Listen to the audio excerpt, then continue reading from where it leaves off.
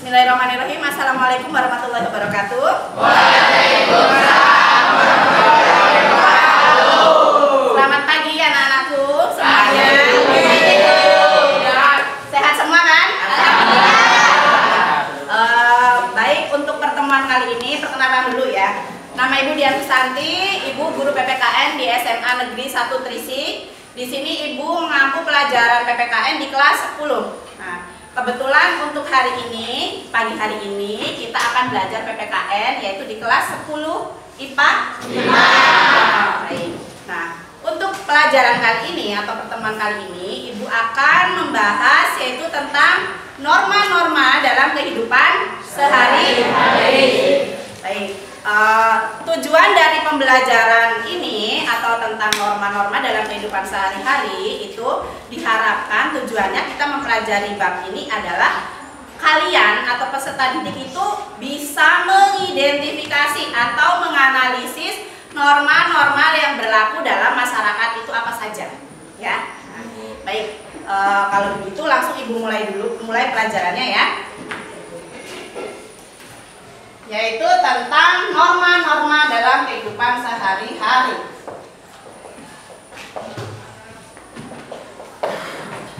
Sebelum Ibu jelaskan lebih lanjut atau lebih jauh, terlebih dahulu Ibu akan menjelaskan tentang pengertian apa itu norma. Norma di sini yang dimaksud adalah ketentuan yang berlaku dalam masyarakat yang mengikat. Mengikat siapa?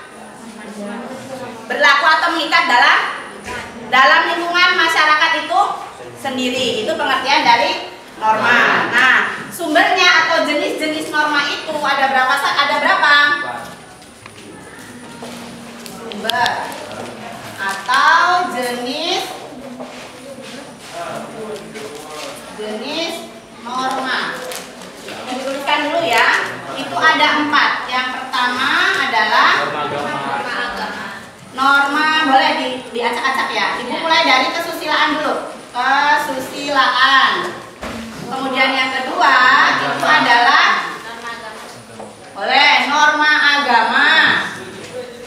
Kemudian yang ketiga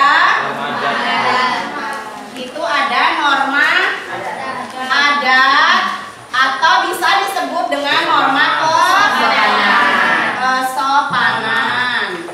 Dan yang terakhir, yang keempat, itu adalah norma hukum. Nah, ini keempat norma ini atau jenis-jenis norma ini berlaku dalam masyarakat atau ada di sekitar kita. Nah, sekarang Ibu akan jelaskan satu persatu dari jenis-jenis norma yang ada di masyarakat itu. Ya. Yang pertama, mulai dari norma kesusilaan. Apa itu pengertian norma kesusilaan? Norma kesusilaan itu adalah aturan atau perilaku yang bersifat atau yang didasari dari hati nurani manusia. Betul, itu yang dimaksud dengan norma kesusilaan. Nah, contohnya apa Bu? Norma kesusilaan itu, ini kan sumbernya dari hati nurani kita ya, dari hati nurani manusia. Nah, contoh dari norma kesusilaan yang bersumber dari hati nurani, contohnya adalah ya, menghormati orang tua, kemudian juga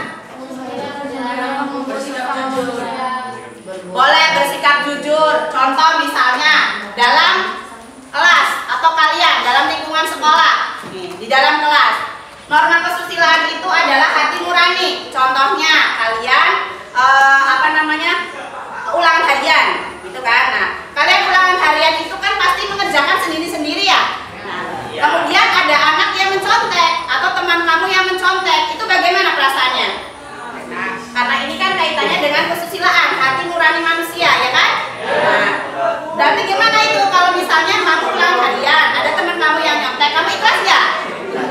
Kamu ikhlas nggak? Oh, restu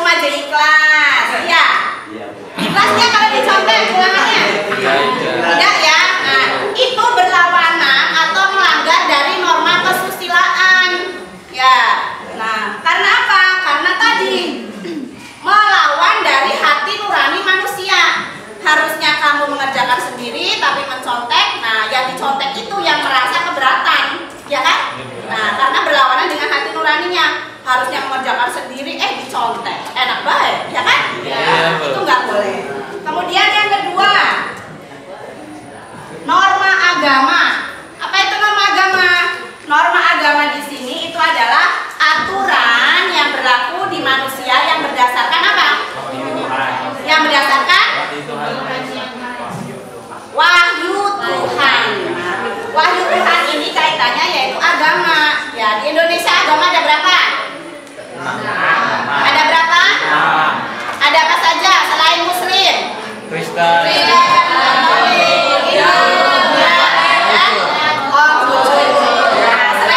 Selain itu juga masih ada kepercayaan yang lain. Nah, norma agama contohnya apa, Bu? Contohnya dalam kehidupan sehari-hari ini kaitannya dengan wahyu Tuhan, yaitu tentang agama kita, ya kan? Berarti apa itu? Contoh yaitu kita menjalankan ibadah.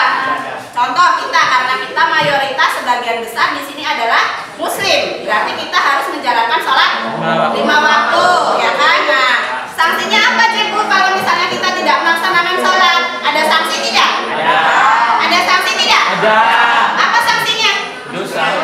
Nah, kalau sanksi di kehidupan sehari-hari, maksudnya dengan manusia itu tidak ada, tetapi kaitannya hubungannya dengan Tuhan, yaitu sanksinya apa? Dosa yang kita tanggung, ya kan? Karena sholat itu merupakan kewajiban dari umat Muslim. Kemudian yang ketiga, norma adat atau norma kesopanan. Apa itu norma adat atau kesopanan? Norma adat atau kesopanan itu adalah aturan yang aturan atau tingkah laku yang berlaku di masyarakat, ya. Nah, itu intinya norma adat kesopanan. Contohnya apa, Bu?